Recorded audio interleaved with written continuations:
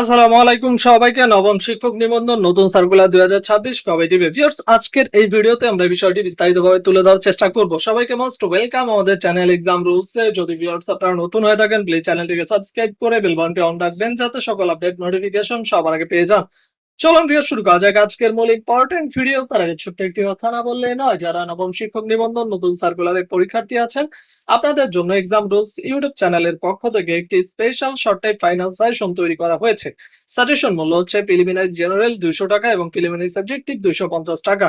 আমরা স্কুল পর্যায়ে 2 এবং কলেজ পর্যায়ের উভয় সাবজেক্টে সাজেশন দিয়ে থাকি, যা আপনাদের পরীক্ষার জন্য এটিতে 90% কমন উপযোগী। যাদের সাজেশন গুলো লাগবে তারা স্ক্রিনে দেওয়া নম্বরে হোয়াটসঅ্যাপ অ্যাকাউন্ট আছে, এই নম্বরে মেসেজ করুন বা সরাসরি নম্বরে কল করতে পারেন। চলে আসি ভিউয়ার্স মূল ভিডিওতে। নবম শিক্ষক নিবন্ধন নতুন সার্কুলার 2026 কবে দিবে?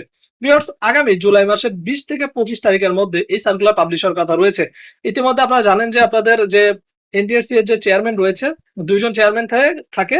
একজন চেয়ারম্যানের দায়িত্বে আপনার সার্কুলারের দায়িত্ব রয়েছে এবং আরেকজনের কাছে অন্যান্য কার্যক্রমের। বাট যে চেয়ারম্যান এখন বর্তমানে অনুপস্থিত, তার কাছেই কিন্তু সার্কুলারের বিষয়টা রয়েছে। সে নতুন জয়েন দিবে, নতুন জয়েন দেওয়া হলে, যেহেতু এখন ঈদ সামনে, জয়েন দিবে 2-3 দিনের মধ্যে। জয়েন দেওয়ার পরে কার্যক্রম গুছিয়ে মোটামুটি 15 থেকে 20 দিন সময় লাগে। তো সেই ক্ষেত্রে তারা জানিয়েছে যে 20 থেকে 25 তারিখের মধ্যে জুলাই মাসে সার্কুলার দিবে। এই মাসটা টোটালি আপনার কার্যক্রম গোছাতে তাদের সময় যাবে। তো আগামী মাসে 20 থেকে 25 তারিখের মধ্যে আপনারা সার্কুলার পাবেন। বিস্তারিতভাবে জানিয়েছে আপনাদের এনটিএসসি এর চেয়ারম্যান।